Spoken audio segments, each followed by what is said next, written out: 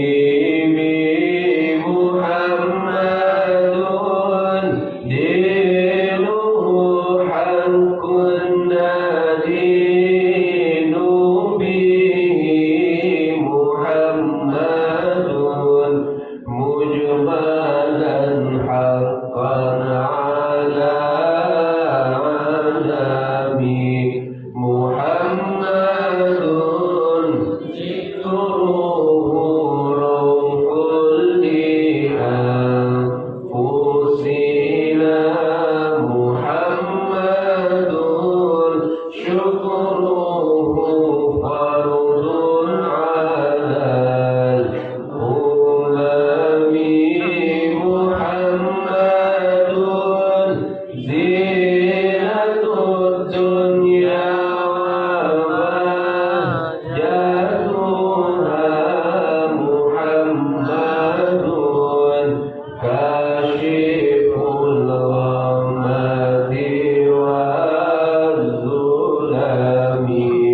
محمد سيد طابت مناقبه محمد صلاه الرحمن بالنعم محمد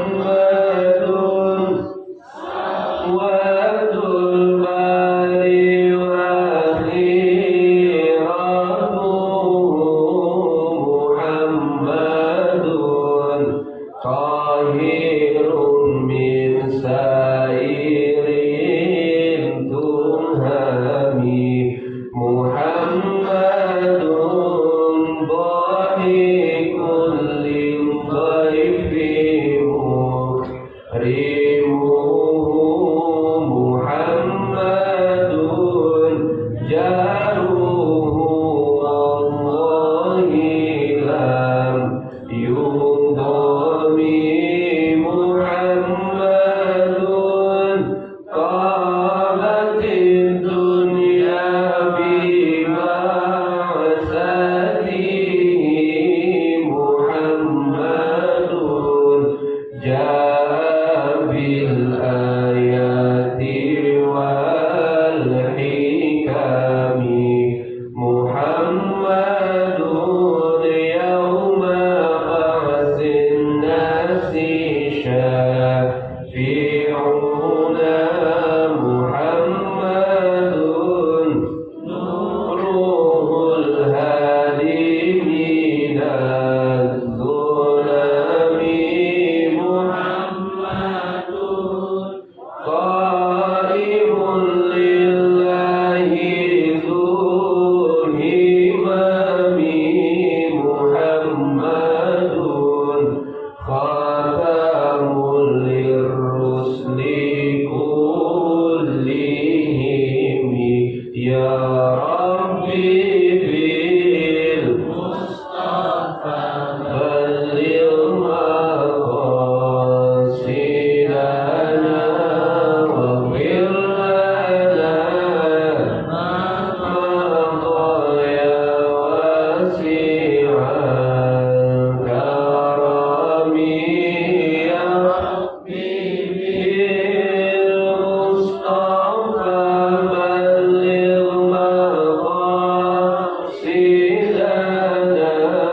واغفر لنا ما مضى يا واسع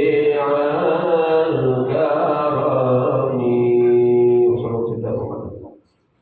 Bismillahirrahmanirrahim. Assalamualaikum warahmatullahi wabarakatuh.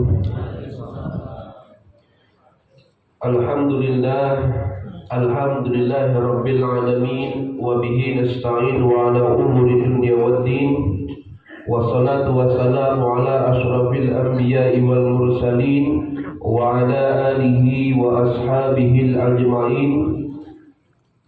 Asyhadu an la ilaha illallah wahdahu la syarika lah wa asyhadu anna Muhammadan abduhu wa rasuluhu la nabiyya wa rasula ba'da. Allahumma salli wa sallim wa majid wa azim ala sayyidina Muhammadin wa ala alihi wa ashabihi al-ghuril mayamim. Rabbi shrah li sadri wa yassir li amri wahlul 'uqdatam min lisani yafqahu qawli wa ba'du. Hadratil muhtaramin ahibbail kiram, seluruh jamaah yang hadir pada kesempatan malam hari ini yang insya Allah duduknya bersama kita di sini senantiasa menjadi wasilah ampunan Allah Subhanahu wa taala. Ma'asyiral muslimin rahimakumullah, kita melanjutkan kajian minggu lalu masih seputar tentang bab keyakinan, dan insya Allah malam hari ini kita akan kupas sedikit banyaknya tentang bagaimana cara membuat hati kita semakin yakin kepada Allah, dan kita akan kupas juga sedikit bagaimana cara mengaktifkan telinga kolbu hati kita kepada Allah Subhanahu wa Ta'ala. Sebelum kita memulai, mari sama-sama kita baca suratul Fatihah kepada musannif kita. Mudah-mudahan dengan apa yang kita pelajari malam hari ini kita mendapatkan keberkahannya daripada Imam Haddad. Mudah-mudahan keluarnya kita dalam majelis ilmu ini senantiasa kita membawa keilmuan Allah Subhanahu wa Ta'ala. Al-Fatihah. Sallallahu Rasulullah sallallahu alaihi wasallam wa ala alihi wa sahbihi wa ala baitihi kiram wa ثم خصوصا إلى مصنف هذا الكتاب رسالة المعودة للحبيب عبد الله بن أبي لهب لأن الله يغفر الذين في الجنة وينفعون بأسرارهم وأنوارهم وعلومهم ونفعتهم في الدين والدنيا والآخرة شأن الله لهم. الفاتحة. أعوذ بالله من الشيطان الرجيم. بسم الله الرحمن الرحيم. الحمد لله رب العالمين الرحمن الرحيم مالك يوم الدين. إياك نعبد وإياك نستعين اهدنا الصراط المستقيم صراط الذين أنعمت عليهم غير المغضوب عليهم ولا الضالين آمين. Qala musannif rahimallahu ta'ala wa nafa'ana bi ulumihi fid dharain amin. Minggu lalu kita sedikit membahas tentang bagaimana makna daripada keyakinan yang harus kita tumbuhkan sebagai seorang hamba Allah kepada Allah Subhanahu wa Ta'ala. Karena al-yaqinu la yazilu bisyak. Keraguan itu tidak akan pernah bisa yang namanya mengalahkan keyakinan. Selama dasar keyakinan kita itu fondasi pertamanya adalah Allah Subhanahu wa Ta'ala. Jadi setiap apapun kita kerjakan, kullul amalin, semua yang kita kerjakan itu harus mempunyai fondasi keyakinannya. Harus punya tiang keyakinannya. Ibarat sebuah bangunan tanpa adanya tiang maka runtuhlah bangunan tersebut. Begitu juga kita sebagai seorang hamba, tanpa ada keyakinan kita kepada Allah Subhanahu wa Ta'ala maka runtuhlah diri kita ini, sehingga Allah Subhanahu wa Ta'ala itu bukan lagi menjadi salah satu tempat kita bersandar, bahkan bisa menjadi dia yang kita abaikan selama ini. Maka Imam Haddad menegaskan kepada kita untuk menanamkan keyakinan tersebut. Ini kita akan masuk ke bahasan, yaitu ada 3 perkara. Qala musannif rahimallahu wa ta'ala wa nafa'ana bi ulumihi fid dharain amin. Wal yaqinu yaqwa wa yahsunu bi asbab. Jadi keyakinan yang kuat itu Bapak dan Ibu timbul dengan 3 perkara. Perkara yang pertama ini merupakan perkara yang paling penting di atas yang penting. Jadi kalau kata Imam Haddad, minha wa huwal aslul ladzi alaihi madarun ayyudi al-'abdu bi qalbihi wa udunihi ila istima'il ayati wa akhbarid dallati ala jalalallahu ta'ala wa kamalihi wa uzmatihi wa kibraihi wa infiradihi bil khalqi wal amri was sultani wal gahri ala sidqir rusuli wa kamalihim wa ma uyyida bihi minal mu'jizati.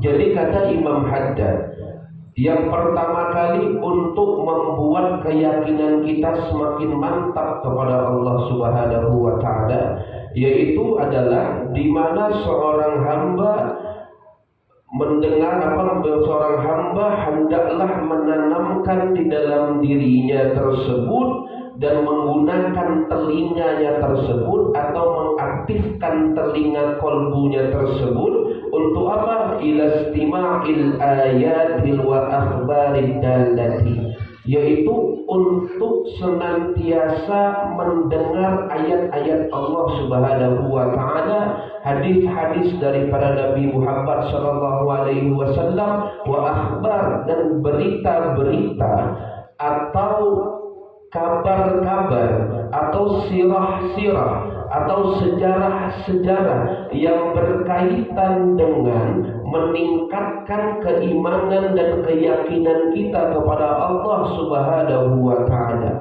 Allah bilang Bapak dan Ibu di dalam Al-Quran, wa kullan naqussu 'alaika min anba'ir rasul ma nusabbitu bihi fu'adak, kata Allah. Jadi Allah bilang, wahai Muhammad, ceritakanlah tentang nabi-nabi terdahulu kepada umatmu, itu agar umatmu semakin mantap keyakinannya kepada Allah Subhanahu wa Ta'ala. Maka 3/4 dari Al-Quran tersebut itu adalah cerita. Cerita yang memang mengunggah diri kita ini untuk semakin bertambah takwa kita kepada Allah. Contohnya Allah tuliskan cerita Nabiullah Nuh di sana. Allah tuliskan cerita Nabiullah Yusuf. Allah tuliskan cerita keluarga Ali Imran. Allah tuliskan cerita bagaimana Sayyidina Luqman bin Hakim mendidik anak beliau. Dan Allah tambahkan ketauhidan di setiap cerita-cerita yang ada di dalam Al-Quran. Agar kenapa? Agar kita menyadari bahwa semua yang terjadi tersebut, baik di Al-Quran, baik di hadis, baik di akhbar, itu minallahi ta'ala, itu semata-mata karena adanya Allah Subhanahu wa Ta'ala. Hatta termasuk peristiwa Isra wal Mi'raj atau peristiwa Maulidun Nabi sekarang, ini ada dalilnya di Al-Quran. Allah bilang Allah bilang di Al-Quran tersebut seperti ini, hendaknya kita itu semua bersyukur atas nikmat yang telah Allah berikan kepada kita, yaitu berupa Sayyidina Muhammad, dan kita bergembira atasnya. Itu ada di Al-Quran. Allah tuliskan seperti itu agar kenapa? Agar umat ini tidak menjadi salah satu hantam-hantaman nantinya. Maka keyakinan yang ditanamkan di setiap ayat-ayat Allah tersebut itu merupakan modal bagi kita untuk semakin bertakwa kepada Allah. Bahkan di sini Imam Haddad bilang kepada kita, wa udunihi ila istima'il ayati, aktifkan telinga kolbu kita. Maksudnya aktifkan telinga kolbu kita ini seperti apa? Bapak dan Ibu, kita saudara-saudaraku semua jamaah sekalian pernah pasti merasakan, tak kala suara azan itu berkumandang Allahu Akbar, yang paling pertama kali bergerak atau yang paling pertama kali menimbulkan respon itu bukan telinga ini kita, tapi telinga kolbu kita. Kenapa? Tunaikan sholat. Jangan kita di sini Imam Haddad melarang kita untuk bergantung kepada makhluk. Maksud bergantung kepada makhluk itu seperti apa, Ustaz? Ketika kita sudah mulai mau mengaktifkan telinga kolbun kita, contoh dari azan tadi, atau contoh ada orang yang meminta-minta di hadapan kita, hati kita bilang berikan. Tapi ketika itu kita gunakan, kita gantung kepada makhluk Allah yang ada di dalam diri kita, berupa otak, akal, pikiran kita, maka timbullah sekat-sekatnya. Karena kenapa? Sejatinya Allah tidak mau bahwa kita ini bergantung selain kepadanya. Maka yang paling dekat kita kepada Allah itu adalah hati kita. Maka Imam Haddad bilang, aktifkan telinga hati kita itu untuk mendengar apapun tentang kekuasaan dan kebesaran Allah Subhanahu wa Ta'ala. Kita kalau mau sedekah, ini kita semua termasuk saya masih seperti itu. Ketika ada, mohon maaf, ada yang minta-minta di hadapan kita, yang paling pertama memberikan respon itu hati. Berilah, kasihlah sedikit daripada hartamu, walaupun 2.000, sungguh 2.000-mu lebih berarti untuk dia daripada engkau. Tapi ketika itu kita transfer ke makhluk Allah yang lain berupa pikiran kita, muncul sekatnya, ngapain ngasih uang ke dia? Nanti nanti juga dia beli nasi padang, nanti dia banyak sudah ininya, buat nanti rumah yang lebih harap pada kamu. Di Bogor sana Bapak dan Ibu jangan salah, pengemis satu hari bisa dapat 3 juta dia. Sampai kemarin digerebek sama polisi 1 bulan pendapatan dia kurang lebih 30 juta. Lebih hebat dia pada kita. Itulah. Tapi inilah ajaran sedekah itu. Sedekah itu Allah mengajarkan kepada kita bukan kepada yang tidak mampu, tapi kepada yang mau hatimu untuk bersedekah. Karena kenapa?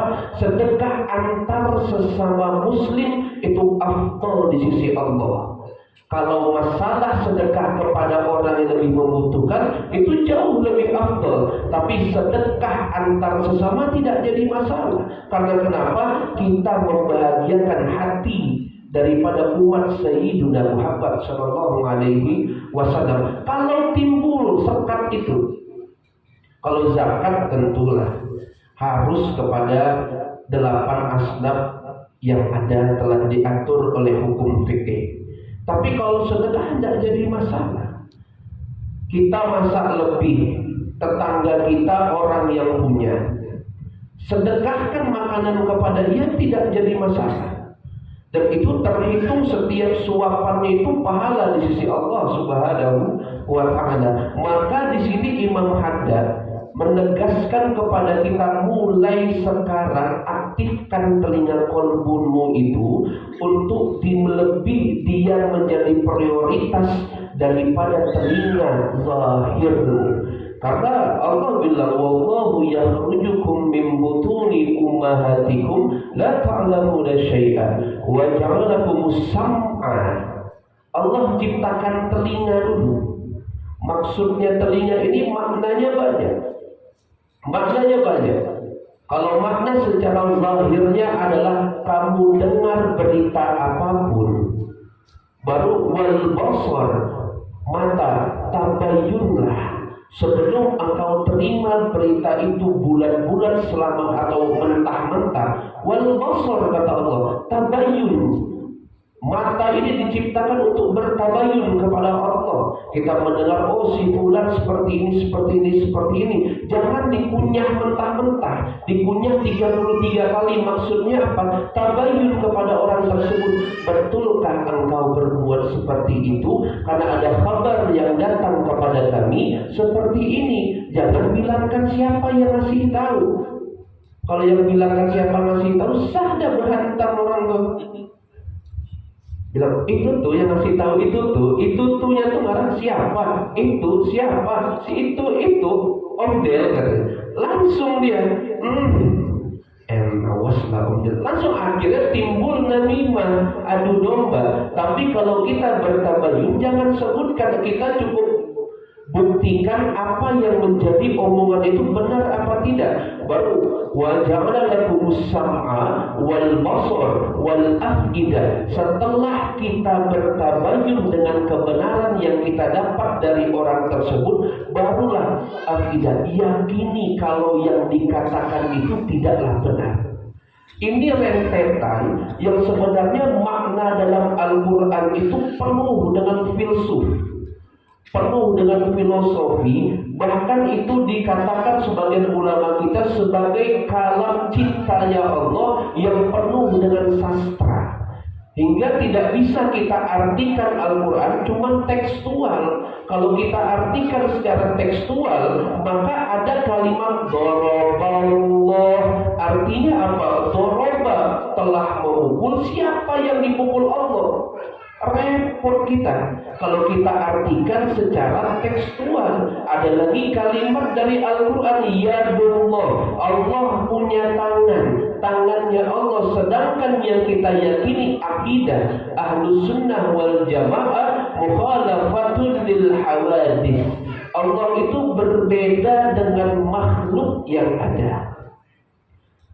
Jangan pula kita yakini yang baru-baru ini menyebar di sosial media. Nah itulah, saya ini Pak Ibu orang yang aktif bersosial media. baik Instagram, baik Facebook, baik TikTok, baik WhatsApp. Karena kenapa? Saya selalu mendapat hal-hal yang aneh di situ. Contohnya apa? Mohon maaf, kapilah daripada saudara kita yang ada di sini juga, yang hobinya itu membid'ah-bid'ahkan. Mereka punya dalil bahwa Allah tidak punya leher, katanya. Dia kutip tuh ayatnya bahwa Allah itu, inilah salah satu bukti bahwa Allah berbeda dengan makhluk. Pokok sempurnaan kita pada Allah. Jadi inilah kenapa Al-Quran itu tidak bisa diartikan secara tekstual, tapi harus ada orang yang paham dari golongan mufassirin, orang ahli tafsir yang memang mengartikan Al-Quran tersebut sesuai dengan makna yang asbabun nuzulnya itu jelas. Jadi seperti itu. Ketika kita ingin membawa ayat Al-Quran, lihat asbabun nuzulnya. Asbabun nuzulnya untuk apa? Contoh nih, Bapak mohon maaf, contoh. Karena ini ada pertanyaan kepada kami. Berarti Pak Ustadz, kalau Allah sudah tuliskan di dalam Al-Quran, fankihu ma taba lakum minan nisa'i mathna wa thulatha wa ruba'. Allah tuliskan dalam Al-Quran nikahinya itu 2 dulu, bukan 1. Saya bela ibu-ibu hari ini. Tenang, saya bela ibu-ibu. Nikahnya 2 dulu, 3, 4. Wa in khiftum alla ta'dilu fal wahid. Kalau memang tidak adil baru 1. Kalau kita artikan itu secara tekstual, maka rusak rumah tangga kita. Tapi lihat asbabun nuzulnya. Ternyata asbabun nuzul ayat tersebut adalah menguji keimanan seseorang umat daripada Nabi Muhammad SAW. Dia mementingkan hawa nafsunya atau keimanannya kepada Allah. Jadi itu pintu yang tidak boleh ditutup rapat dan tidak boleh dibuka secara sembarangan. Jadi itu kalau kita mau memakai ayat Al-Quran, lihat asbabun nuzulnya. Kalau kita mau memakai hadis, lihat asbabul wurudnya. Contoh, mohon maaf, saya mumpung ini bulan Maulid, contoh misalkan seperti ini. Kita berpakaian, mohon maaf kalau saya berdiri jadi. Ini dikatakan isbal karena di bawah daripada mata kaki. Ini biar nambah keyakinan kita dalam beribadah kepada Allah. Ini dikatakan isbal, dan isbal kata itu adalah haram. Tunggu dulu, haramnya kenapa? Lihat asbabul wurudnya. Asbabul wurudnya kenapa Rasulullah SAW bilang bahwa kain yang di bawah mata kaki itu adalah haram, karena saat itu ada seorang petinggi daripada kaum kafir. Dia seorang saudagar kaya. Dia pakai pakaian mentereng yang paling hebat, yang paling mahal pada saat itu. Itu Rasulullah lagi duduk di pelataran Masjidun Nabawi. Dia lewat dengan tujuan dia ingin menyombongkan pakaian yang dia gunakan. Maka kata Rasulullah, yang seperti itu adalah haram dan itu adalah neraka. Saat itu Sayyidina Abu Bakar Siddiq langsung bertanya kepada Rasulullah, "Ya Rasulullah, bagaimana pakaianku?" Karena Sayyidina Abu Bakar Siddiq itu pakaiannya melewati di bawah mata kaki. Apa kata Rasulullah? Kalau kamu tidak, karena kenapa? Kamu gunakan untuk beribadah, bukan untuk kesombongan. Maka di ujung dari hadis itu adalah sombong. Maka jangan salah-salah kalau menggunakan hadis itu, tahu dulu asbabul wurudnya, baru kita bisa gunakan hadis-hadis tersebut. Jangan zaman sekarang menggunakan hadis untuk menghantam umat muslim lainnya. Ini yang repot. Karena kenapa? Rasulullah meninggalkan hadis sebagai salah satu petunjuk abadi kita, bukan untuk menghantam satu sama lain atau mengguncang keyakinan kita kepada Allah. Disitulah kenapa Imam Haddad bilang bahwa kita pun harus yang namanya ila istima'il ayati wal akhbarid dalati ala jalallah. Di sini kita mengaktifkan mata hati, mengaktifkan telinga batin kita itu semata-mata untuk mempercayai apapun Bapak. yang berkaitan, Ibu, dengan Allah Subhanahu wa taala, la syak, jangan pernah ada keraguan. Jangan pernah ada keraguan. Karena kenapa? Iman itu adalah satu keyakinan yang memang tidak bisa kita lihat secara zahir, tapi sebenarnya bisa kita yakini secara batin. Itu keimanan. Seperti yang minggu lalu saya contohkan, kita pergi ke Pekanbaru, tidak kenal sama supirnya, kita percaya kalau kita sampai. Kita berangkat ke Jawa, ke Bali untuk liburan, tidak pernah lihat malahan pilotnya, kita yakin kalau kita sampai. Allah bilang kepada kita, wa'mur ahlaka bis-shalah. Perintahkan keluargamu itu untuk mendirikan sholat. Fastabir 'alaiha, sabar dengan menjalankan perintah sholat tersebut. La nas'alu ani rizqa, jangan pernah engkau tanya tentang rizki. Nahnu narzuqu, kami yang akan beri rezeki tersebut. Apalagi wa may yattaqillaha yaj'al lahu makhraja. Orang yang bertakwa, yang tidak punya solusi dari kepala dia, maka kata Allah, temui Allah. Orang yang punya masalah yang luar biasa, selama masih ada benih ketakwaan di dalam hatinya, temui Allah. Wa yarzuqu min haitsu la yahtasib, kata Allah. Allah selesaikan semua.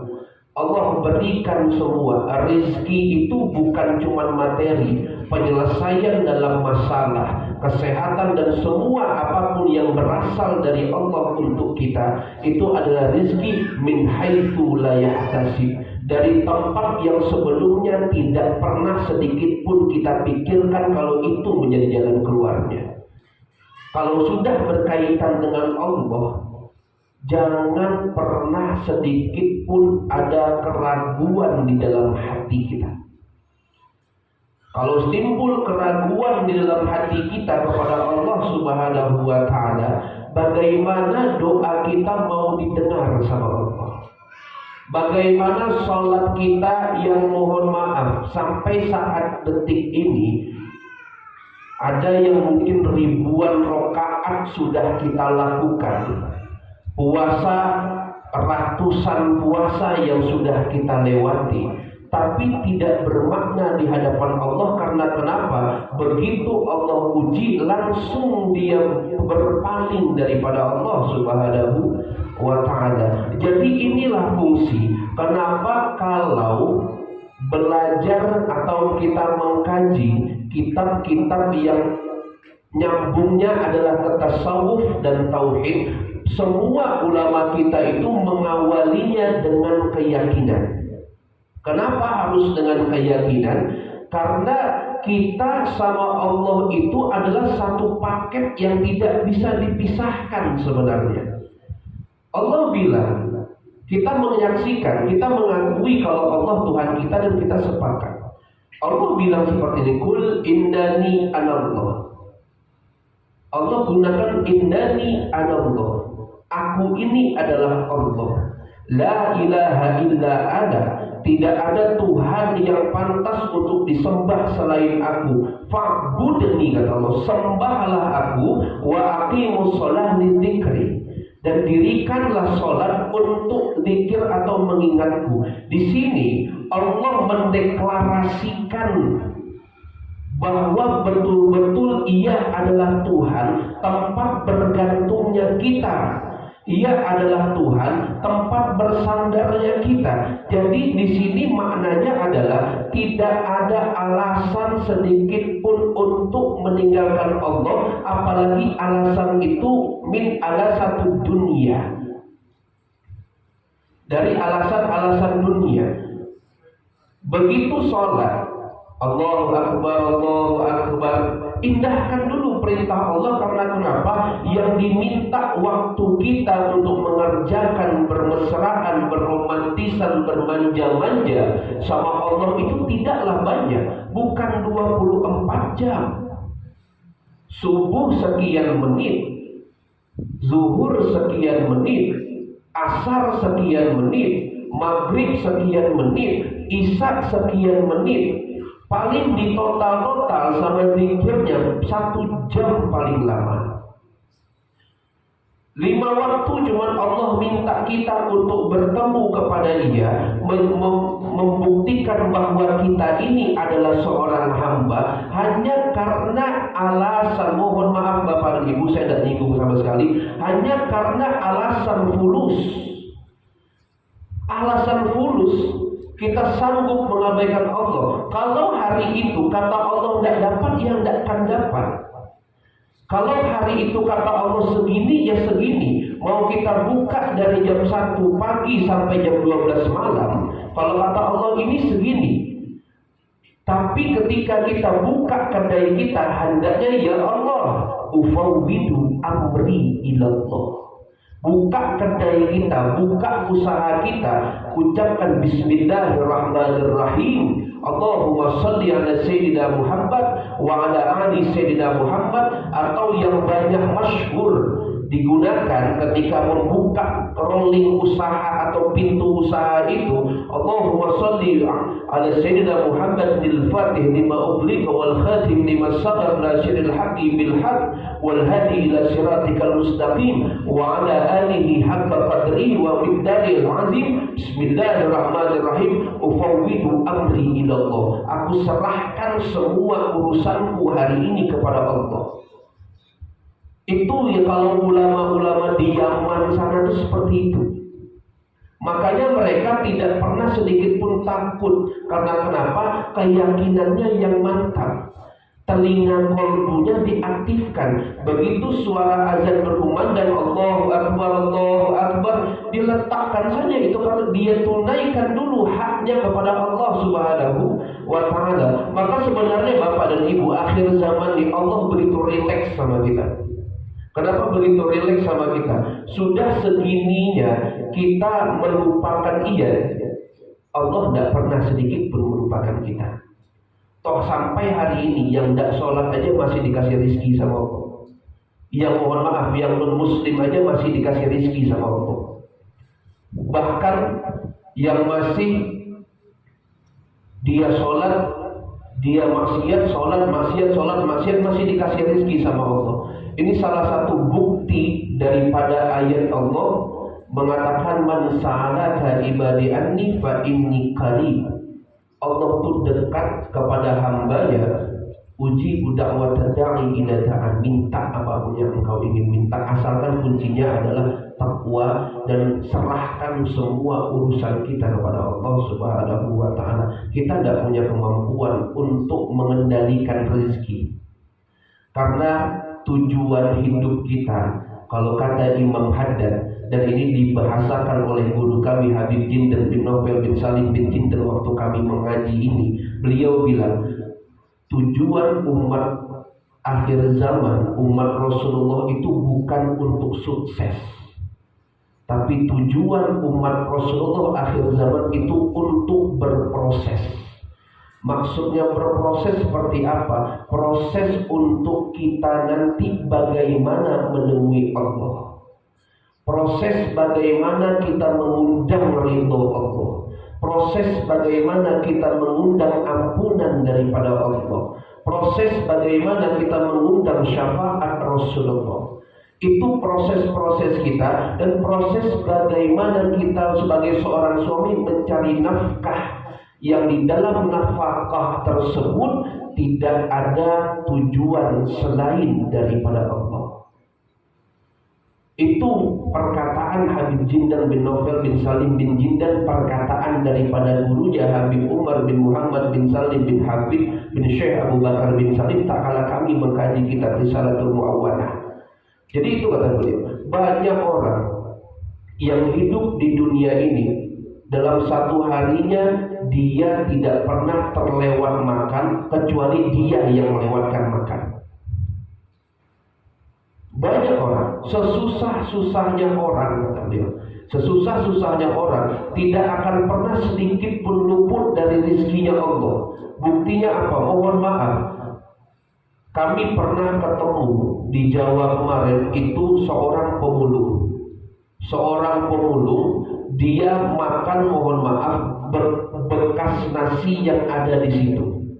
Bekas nasi yang ada di situ dia makan. Itu sudah kotornya luar biasa. Beliau makan, kami saksikan, kami hampiri, kami ingin ajak ke rumah makan, beliau tidak mau. Apa kata dia? Hadza min fadli Rabbi. Inilah keberkahan dari Allah untukku. Kalau dia yang makan, tubuhnya kuat, sehat. Coba kalau kita yang makan, habis sakit perut. Sakit perut kita makan, tapi tubuhnya dia sehat dan segala macam. Inilah bukti adilnya Allah. Kalau Allah tidak pernah meninggalkan kita dalam keadaan apapun. Bahkan sudah ditakar sama Allah. Bukan Allah tidak mampu untuk mengkayakan dia. Karena kenapa dia seperti itu? Takwanya semakin bertambah kepada Allah, karena Allah itu selalu khawatir apabila seorang hamba dikasih nikmat yang lebih sedikit, dia lupa sama Allah. Allah tuh menjaga gitu, terkecuali orang yang memang sudah tidak mendapatkan pandangan rahmat daripada Allah Subhanahu wa ta'ala. Orang yang tidak mendapatkan pandangan rahmat ini seperti apa? Orang yang dalam setiap harinya itu menganggap bahwa hasil semua yang dia miliki itu adalah hasil kerja keras dia tanpa campur tangan Allah Subhanahu wa ta'ala. Mohon maaf saya cerita sedikit. Ini pernah kami saksikan. Itu di Jawa sana ketika ada orang ke pondok, beliau bawa Ferrari. Saat itu kami masih santri. Bawa Ferrari, Pak. Bawa Ferrari, pergi dia sholat, ikut taklim, dikasihlah kesempatan dia untuk ngomong. Dikasih kesempatan untuk ngomong, bahwa dia bilang, kita ini tujuan hidup adalah sukses. Bagaimanapun kalau bisa kepala jadi kaki, kaki jadi kepala. Agar kenapa? Karena kita bangga dengan hasil proses kita, yang memang itu hasil kerja keras kita. Seperti saya menghasilkan mobil Ferrari, itu kita semua sampai hatta kiai istighfar, Bapak dan Ibu. Hatta kiai istighfar, sampai dinasehati, hati-hati kayak gitu.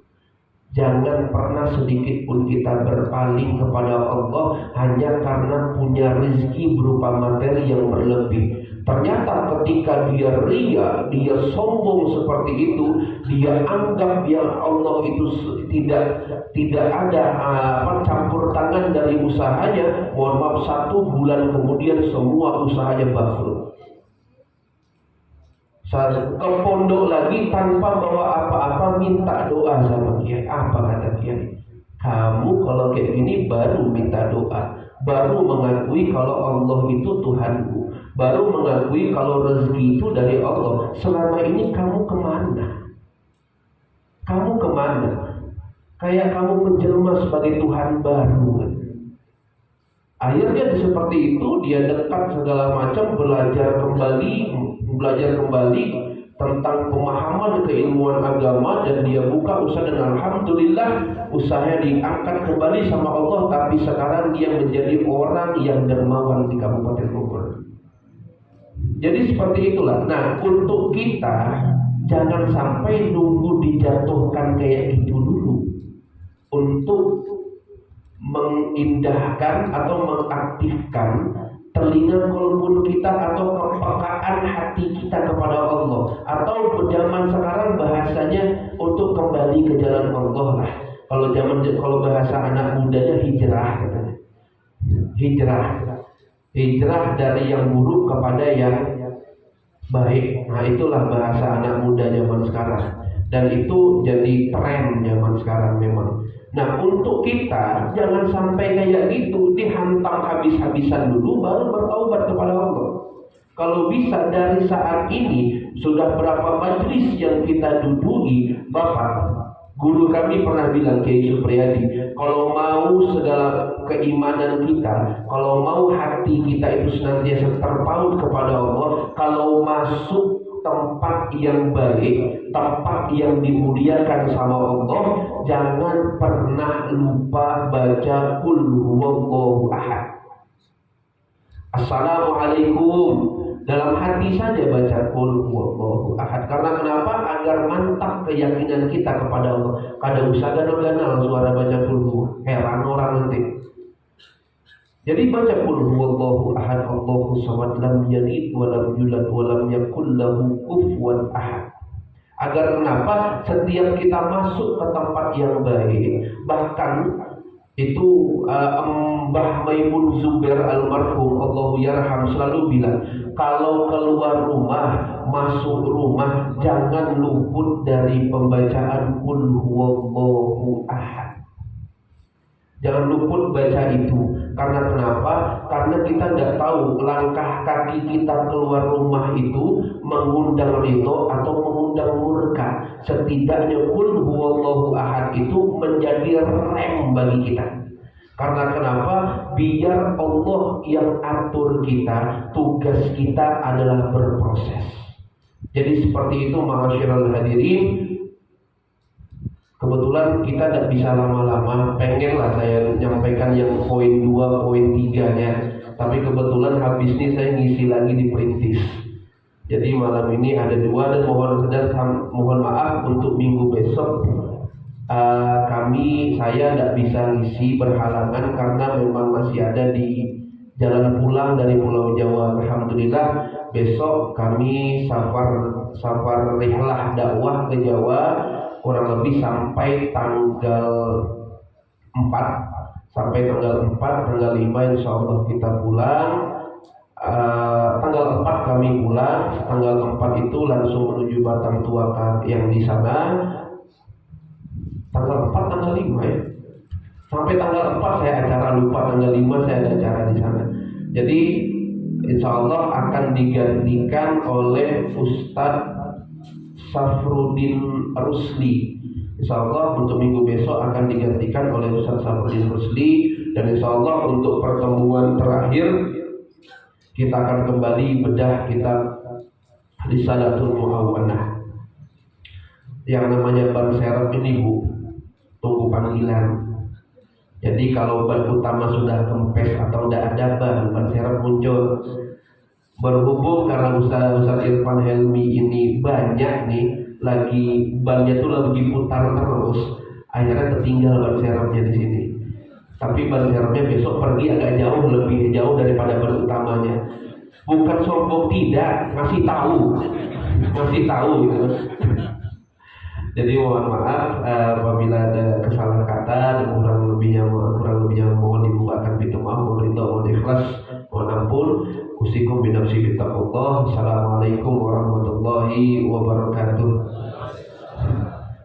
Amin amin ya rabbal alamin. Bismillahirrahmanirrahim. Alhamdulillahirabbil alamin. Wassalatu wassalamu ala asyrafil anbiya'i wal mursalin wa ala alihi wa ashabihi ajma'in. Allahumma shalli ala sayyidina Muhammadin al-fatih lima ughliqa wal khatim lima sabaqa nasiril haqqi bil haqq wal hadi ila siratikal mustaqim wa ala alihi haqqa qadrihi wa miqdarihi al-'azim. Allahumma ij'alna wa ahlana wa auladana min ahli ilmi wa lil khair, min ahli ilmi wal istiqamah, min al-Qur'an wal ibadah wa akhlaqul karimah. Wa nas'aluka 'ilman nafi'an wa 'amalan mutaqabbalan wa rizqan katsiran halalan thayyiban wa khuluqan hasanan. Allahumma faqihna fid din wa 'allimna bit ta'wil warzuqna wa iyyahum fahman nabiyyin wa hifzal mursalin wa ilhaman malaikatul muqarrabin fi afiyati ya arhamar rahimin. Allahumma arzuqna mutaba'atan nabiyyina Muhammadin sallallahu alaihi wasallam awalan wa akhiran, zahiran wa batinan, wa min fi'lan wa qawlan wa amalan salihan ya rabbal alamin. Rabbana atina fid dunya hasanah wa fil akhirati hasanah wa qina adzabannar. Wa sallallahu ala sayyidina Muhammad nabiyil ummi wa ala alihi wasallam. Subhana rabbika rabbil izzati amma yasifun wa salamun alal mursalin walhamdulillahi rabbil alamin. Subhanakallahumma wa bihamdika asyhadu an la ilaha illa anta astaghfiruka wa atubu ilaik. Wa assalamualaikum warahmatullahi wabarakatuh.